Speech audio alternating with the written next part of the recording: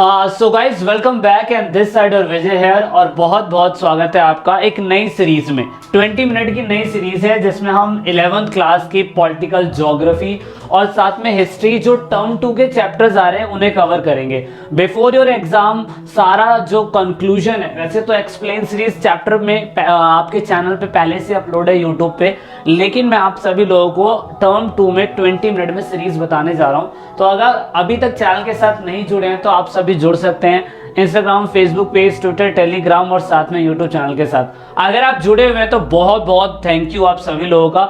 नहीं जुड़े हैं तो जुड़ने की कोशिश करिएगा। आज पूरे चैप्टर एग्जीक्यूटिव यानी कि कार्यपालिका में बेसिक बातें क्या बताई जा रही है वो समझाने की मैं कोशिश करूंगा। तो टॉपिक पूरे चैप्टर में मेन ये है कि आपको एग्जामिनर ये समझाना चाह रहा है कि पार्लियामेंट जो है, पार्लियामेंट का प्रेसिडेंट एग्जीक्यूटिव के साथ रिलेशन क्या है, एक तो ये समझाया जाएगा और दूसरा ये समझाया जा रहा है कि कॉन्स्टिट्यूशनल पोजीशन क्या है प्रेसिडेंट ऑफ इंडिया की देश के अंदर, वो भी समझाने की कोशिश करी गई है। और साथ में आपको ये भी बताया जाएगा कि किस तरीके से council of minister, prime minister काम करते हैं वो बताया जा रहा है। और साथ में यहाँ पे पूरा मैकेनिज्म किस तरीके से काम करता है वो, ठीक है। अगर आपने ये एक्सप्लेन सीरीज देखी हुई है तो आप काफी हद तक चीजों को कवर कर पाएंगे, कोई दिक्कत नहीं होगी। अगर नहीं देखी है तो फिर आपको देखनी पड़ेगी। अब देखिए, क्योंकि इंडियन कॉन्स्टिट्यूशन के हिसाब से लेजिस्लेचर, एग्जीक्यूटिव, जुडिशरी आपको पता है 3 पिलर है और हम एग्जीक्यूटिव के बारे में बात कर रहे हैं तो हमें पूरी तरीके से सारी बातें पता होनी चाहिए। एग्जीक्यूटिव बोले तो कार्यपालिका। अब कार्यपालिका का मेन काम क्या होता है? कार्यपालिका का मेन काम होता है रूल्स एंड रेगुलेशंस को प्रैक्टिस में लाना, यानी कि इम्प्लीमेंटेशन करना, यानी कि व्यवहार में लाना, नियमों को, रेगुलेशंस को वो लाने का काम पूरी तरीके से एग्जीक्यूटिव करती है। एग्जीक्यूटिव ऑफ कोर्स सरकार की मेन ब्रांच होती है जो लॉ एंड पॉलिसीज को लेजिस्लेटिव के थ्रू लाती है और बाद में उसे एग्जीक्यूट कर देती है। अब इसमें प्रेसिडेंट का रोल अलग अलग हो सकता है, राष्ट्रपति का रोल अलग हो सकता है, एक कंट्री के पीएम का दूसरे कंट्री के राष्ट्रपति का रोल अलग हो सकता है, क्योंकि टाइप ऑफ एग्जीक्यूटिव अलग अलग होती है। क्योंकि टाइप ऑफ एग्जीक्यूटिव में बात करें सिंगल एग्जीक्यूटिव और प्लूरल एग्जीक्यूटिव। सिंगल एग्जीक्यूटिव में सिंगल व्यक्ति चलाता है, जैसे कि ब्रिटेन, आपके यूएस के अंदर स्पेशली राष्ट्रपति की चलती है। हमारे इंडिया के अंदर पार्लियामेंट्री फॉर्म ऑफ गवर्नमेंट है, इसमें प्रधानमंत्री की चलती है। माहेश्मती साम्राज्य में ऑफकोर्स बाहुबली की चलती है। प्लूरल के अंदर क्या होता है कि एग्जीक्यूटिव अथॉरिटी के अंदर बहुत सारे लोग मिलकर डिसीजन लेते हैं, इसलिए बहुवचन हो गई। जैसे स्विट्जरलैंड के अंदर 7 लोग मिलकर एग्जीक्यूटिव में काम करते हैं। अब मेन बात ये होती है कि नॉमिनल एग्जीक्यूटिव क्या होती है। हमारे इंडिया के अंदर नॉमिनल एग्जीक्यूटिव में हेड ऑफ द स्टेट, यानी कि जो किसी राज्य का हेड होता है वो राष्ट्रपति होता है और इसे हम नॉमिनल बोलते हैं। क्या बोलते हैं? नॉमिनल बोलते हैं। इतना तुम्हें ध्यान रखना है। वो नामात्र की कार्यपालिका बोली जाती है। जैसे हमारे इंडिया में राष्ट्रपति के पास कार्यपालिका की पावर तो है, लेकिन ऑफ कोर्स वो सही तरीके से एग्जीक्यूट नहीं कर पाता, जैसे माहेश्वरी साम्राज्य में भल्लाल देव। रियल एग्जीक्यूटिव वो होती है ऑफ कोर्स जो हेड ऑफ द गवर्नमेंट माना जाता है। हेड ऑफ द गवर्नमेंट हमारे मोदी साहब यानी कि पीएम होते हैं किसी भी कंट्री के। तो रियल एग्जीक्यूटिव और नॉमिनल एग्जीक्यूटिव में यही डिफरेंट है कि नॉमिनल एग्जीक्यूटिव में अपॉइंटमेंट तो दी जाती है लेकिन पावर नहीं होती है, बट रियल एग्जीक्यूटिव में अपॉइंटमेंट भी होती है और पावर भी होती है। तो ये दोनों में मेन डिफरेंट है। दूसरा, पार्लियामेंट्री फॉर्म ऑफ एग्जीक्यूटिव हमारे इंडिया में यही है। हमारे इंडिया में पार्लियामेंट्री फॉर्म ऑफ एग्जीक्यूटिव कैसे हुई? जैसे कि हमें पता है कि यहाँ पे हेड ऑफ द स्टेट और हेड ऑफ द गवर्नमेंट दोनों अलग अलग होते हैं। हेड ऑफ द स्टेट हमारी कंट्री में राष्ट्रपति है और हेड ऑफ द गवर्नमेंट हमारे देश में क्या है? प्रधानमंत्री है। तो इसीलिए हमारे इंडिया में पार्लियामेंट्री एग्जीक्यूटिव होता है। प्रेस, जैसे इंडिया, ब्रिटेन, जर्मनी, इटली जैसा हमारा सिस्टम है वैसे ही ब्रिटेन में, जर्मनी में, इटली में ऐसा ही देखने को मिलता है। जबकि प्रेसिडेंशियल एग्जीक्यूटिव जो होता है उसमें किसी राज्य का हेड या किसी गवर्नमेंट का हेड दोनों का कोई एक ही होता है और इसे हम प्रेसिडेंशियल एग्जीक्यूटिव बोलते हैं। तो अमेरिका और ब्राजील के अंदर हमें ऐसा ही देखने को मिलता है। अब एक और एग्जीक्यूटिव होती है जिसे हम हायरार्की एग्जीक्यूटिव बोलते हैं। हायरार्की एग्जीक्यूटिव में फादर के मरने के बाद ऑफ कोर्स बेटे को मिलती है सिस्टम, गद्दी, जैसे कि भल्लाल देव को मिली थी बाहुबली में, और यहाँ पे लुइस 16 को फ्रांस में लुइस 15 के फादर के मरने के बाद। इलेक्टेड एग्जीक्यूटिव ऑफ जिसका अपॉइंटमेंट इलेक्ट करके हो, अब चाहे वो डायरेक्ट हो चाहे वो इनडायरेक्ट हो। तो इलेक्टिव में नॉमिनल वाली और रियल एग्जीक्यूटिव दोनों ही इलेक्टेड में आ जाती है। उसके बाद होती है अपॉइंटेड। अपॉइंटेड में क्या होता है? जिसका हम अपॉइंटमेंट करवाते हैं, जैसे गवर्नर का, लेफ्टिनेंट गवर्नर का, इनको हम अपॉइंटेड एग्जीक्यूटिव बोलते हैं क्योंकि ये इनडायरेक्टली चुने जाते हैं। अब मेन बात होती है कि पॉलिटिकल एग्जीक्यूटिव और परमानेंट एग्जीक्यूटिव में क्या डिफरेंट होता है। पॉलिटिकल एग्जीक्यूटिव ऑफ कोर्स जनता इन्हें चुनती है तो ये पॉलिटिकल एग्जीक्यूटिव हुए, लेकिन जनता जिन्हें नहीं चुनती है और वो जनता मतलब एग्जाम दे के आते हैं, जैसे IPS IAS officer, civil servant के ऑफिसर, वो क्या हुए, वो पूरी तरीके से परमानेंट एग्जीक्यूटिव हुए। ये 5 साल में बदलते रहते हैं, ये 5 साल में नहीं बदलते।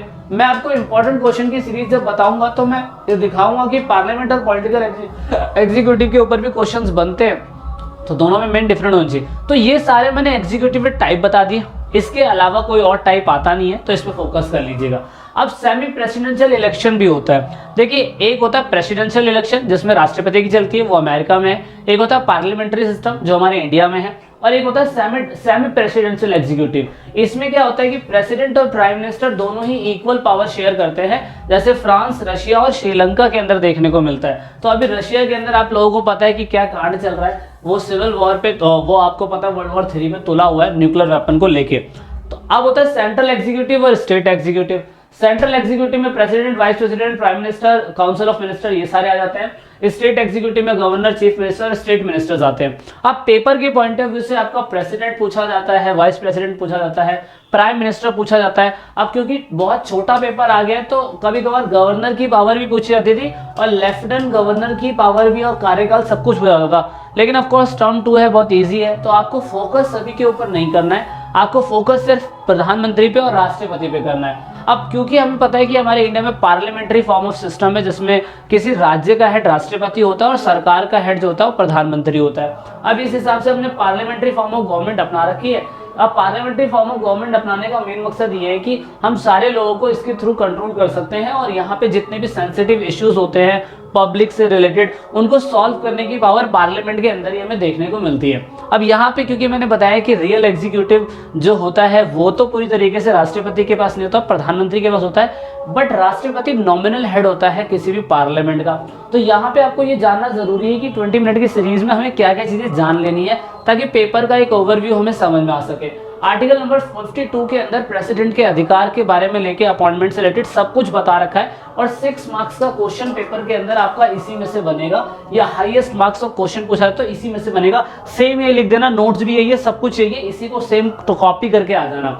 अब यहाँ पे हमें पता है कि नॉमिनल पावर है क्योंकि वो राज्यों का स्टेट होता है, वो राज्यों का हेड होता है, इसीलिए वो राज्यों का हेड है राष्ट्रपति। ठीक है, इतना क्लियर है। अब मेन बात होती है कि राष्ट्रपति की क्वालिफिकेशन क्या होनी चाहिए, इंडियन सिटीजन होना चाहिए, 35 साल का पूरा होना चाहिए, ऑफ कोर्स किसी दूसरी गवर्नमेंट जॉब पे नहीं होना चाहिए, लाभ के पद पे, और उसकी क्वालिफिकेशन उतनी होनी चाहिए जो लोकसभा के सभी लोगों के पास होती है, सेम वो चीज इसके पास भी होनी जरूरी है।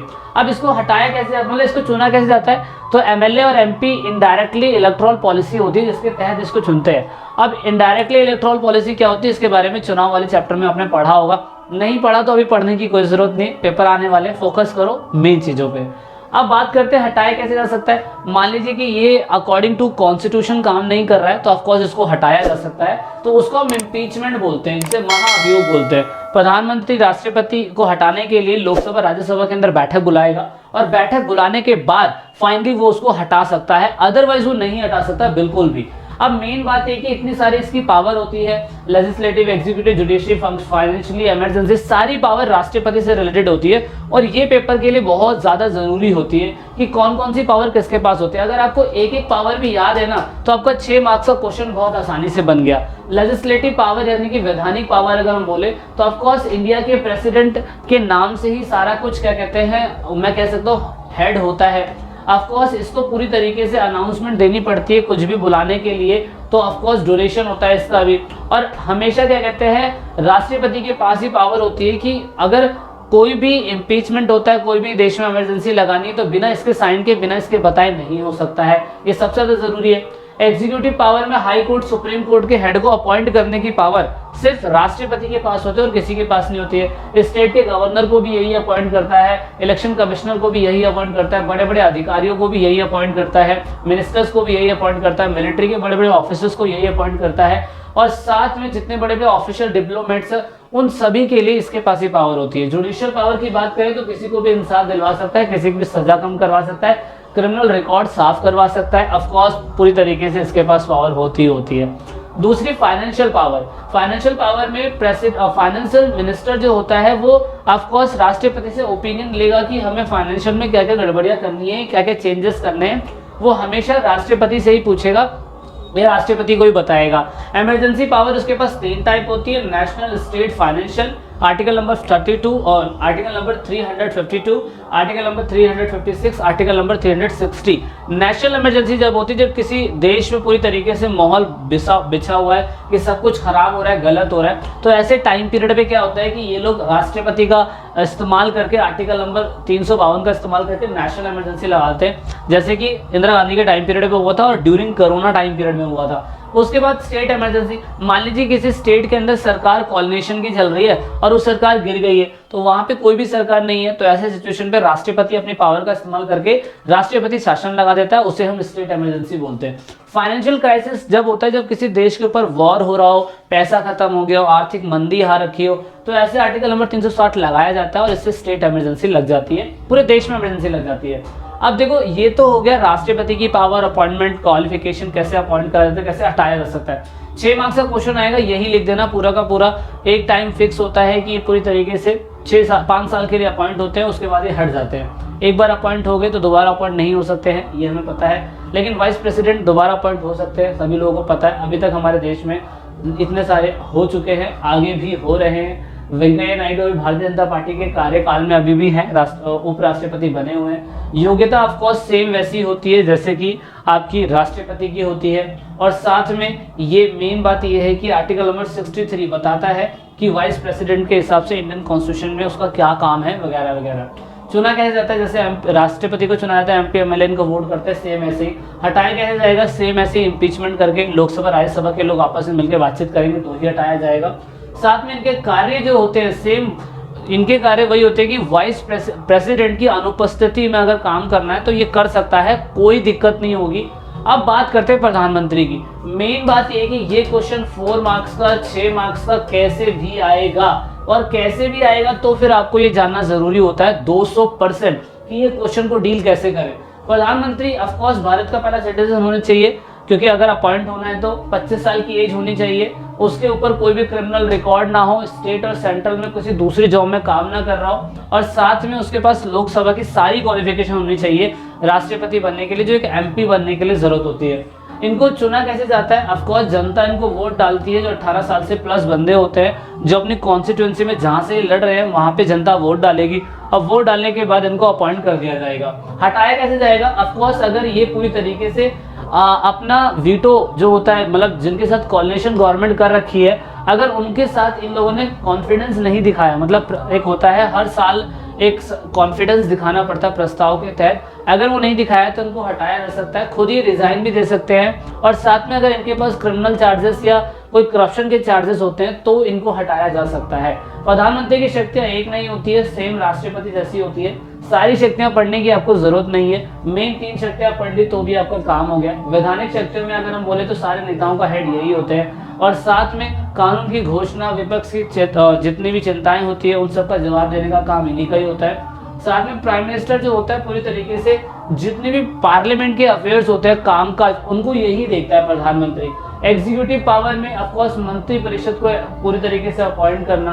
प्राइम मिनिस्टर का मेन काम है कि प्रेसिडेंट से एडवाइस लेके जितने भी डिपार्टमेंट्स होते हैं मिनिस्ट्री के, उनको बांटने का काम इनका होता है। प्राइम मिनिस्टर पोर्टफोलियो जो होता है वो दे देता है लोगों को, और कुछ पोर्टफोलियो अपने पास भी रखता है, जैसे मंत्रालय, तो ये एग्जीक्यूटिव पावर है। ठीक है, तो ये पूरे चैप्टर के अंदर इतना सही है। आई होप आपको चीज़ें समझ में आई होगी। थोड़ी बाहर आवाज़ ज़रूर आ रही है, लेकिन आपको चैप्टर मेन समझना है कि चैप्टर है क्या। इंपॉर्टेंट क्वेश्चन की सीरीज लाइव होगी आप सभी लोगों के साथ। वीडियो कैसी लगी लाइक शेयर सब्सक्राइब करके ज़रूर बताने की कोशिश करिएगा। डेली लाइव 10 बजे आप लोगों से मिलेंगे हम सभी लोग। जब तक के लिए जय हिंद, जय भारत, वंदे मातरम, भारत माता की जय। चैनल को सब्सक्राइब नहीं करा तो सब्सक्राइब करके ज़रूर जाइएगा। This is it in this video.